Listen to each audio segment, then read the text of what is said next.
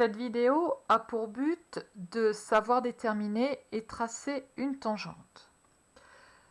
Je dispose de la courbe représentative de la fonction f en bleu, de son expression algébrique et d'un point A positionné sur la courbe.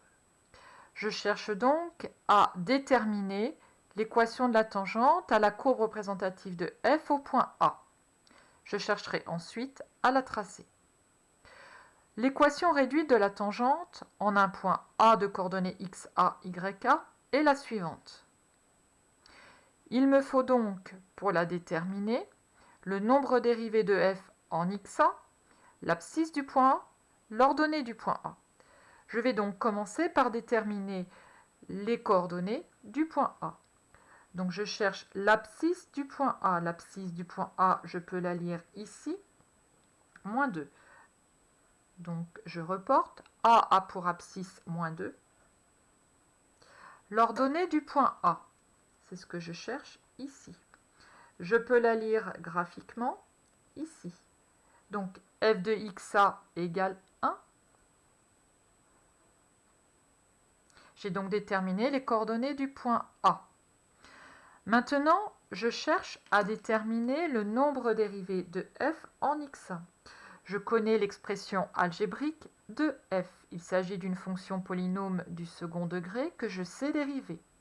f' de x est donc égal à 2 fois 0,5 fois x plus la dérivée de x, c'est-à-dire 1. Donc finalement, f' de x égale x plus 1. Je cherche à calculer le nombre dérivé en xa, c'est-à-dire f' de moins 2. Je remplace donc x par moins 2 dans l'expression de la fonction dérivée. J'obtiens donc f' de moins 2 égale moins 2 plus 1, c'est-à-dire f' de moins 2 égale moins 1. Je vais donc pouvoir reporter ces informations dans l'équation réduite de la tangente. Donc f' de xa, c'est-à-dire f' de moins 2 égale moins 1, je peux le reporter en tête. Ensuite, x moins xa. xa, je l'ai déterminé, il vaut moins 2. Donc x moins 2. Plus f de xa, c'est-à-dire plus 1. Je développe, j'obtiens donc moins 1 fois x, c'est-à-dire moins x. Moins 2, c'est-à-dire plus 2, fois moins 1, c'est-à-dire moins 2, plus 1. Donc finalement, y égale moins x moins 1. Et voici donc l'équation réduite de la tangente.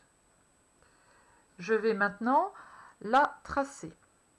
Je sais que le coefficient directeur de la tangente est égal au nombre dérivé en l'abscisse du point auquel on souhaite tracer la tangente. Donc, je connais le nombre dérivé, il vaut moins 1. Je peux également l'écrire sous forme fractionnaire en disant que c'est moins 1 divisé par 1. Ce qui me permet d'appliquer le coefficient directeur en disant que le coefficient directeur, c'est le déplacement dy divisé par le déplacement dx et qui va permettre de placer donc un second point à partir du point A, puisque à partir de 2 points, on pourra tracer une droite. Donc, à partir du point A, je me déplace de 1 unité, suivant les x. Donc, je me déplace de 1 unité. Ensuite, déplacement dy, je me déplace de moins 1 unité, c'est-à-dire que je descends de 1 unité.